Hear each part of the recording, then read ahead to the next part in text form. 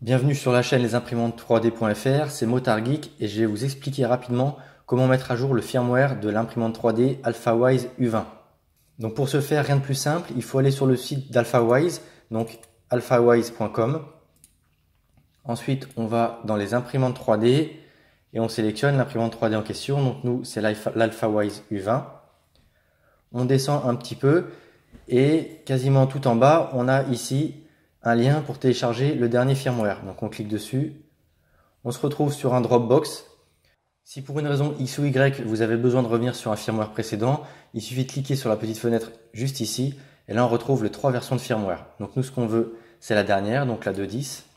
Donc on a 4 fichiers. Un fichier d'instruction, un fichier de changelog qui explique les changements de chacun des firmware.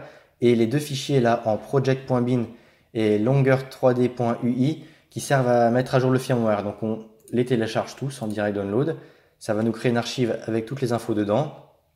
Donc on va ouvrir cette archive. Dedans, on peut jeter un œil rapidement au changelog.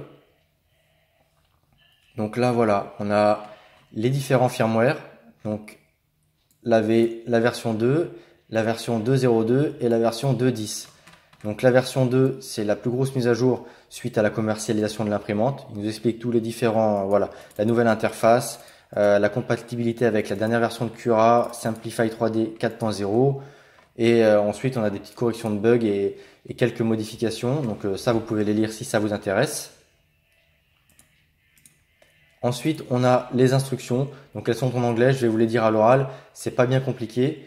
Ce qu'il suffit de faire, c'est de copier ces 2 fichiers à la racine de la carte SD ou d'une carte SD, micro SD, celle que vous pouvez utiliser par exemple pour effectuer vos impressions 3D.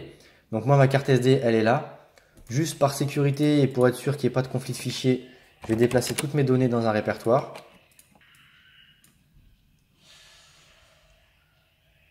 Et je colle les 2 fichiers en question.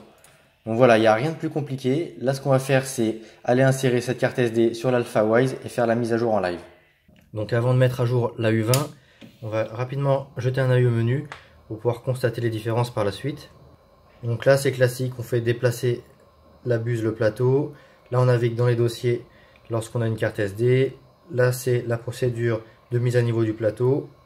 Et juste là, on a le pilotage de l'extrudeur et des températures. Donc on n'a même pas de menu à propos ou quoi que ce soit pour vérifier la version. Donc ce qu'on va faire tout de suite, c'est mettre hors tension l'imprimante. On insère la carte SD. Et là, normalement, puisqu'on a mis les 2 fichiers de mise à jour à sa racine, lorsqu'on va la mettre sous tension, elle devrait se mettre à jour. Donc voilà, on a une petite barre de progression qu'on n'avait pas auparavant au démarrage. Ça a l'air assez rapide, en même temps les fichiers ne sont pas très gros. Deuxième barre de progression.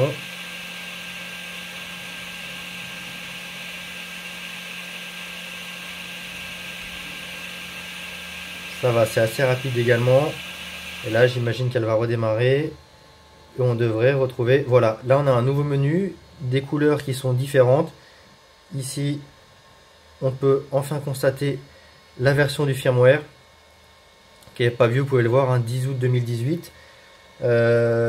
Quelques réglages auxquels on n'avait pas accès auparavant. Donc là, c'est quand même pour les utilisateurs un peu avancés.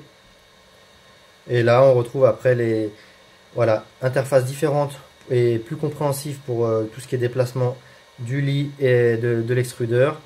L'accès aux fichiers comme d'habitude. Donc là, j'ai que les 2 fichiers de mise à jour sur la carte SD.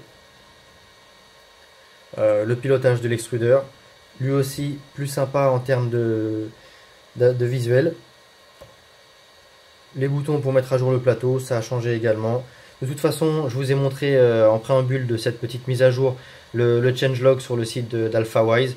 Donc si vous en avez besoin de plus d'infos, n'hésitez pas à le consulter. Sur ce, je vous dis à bientôt sur la chaîne, c'était Motard Geek.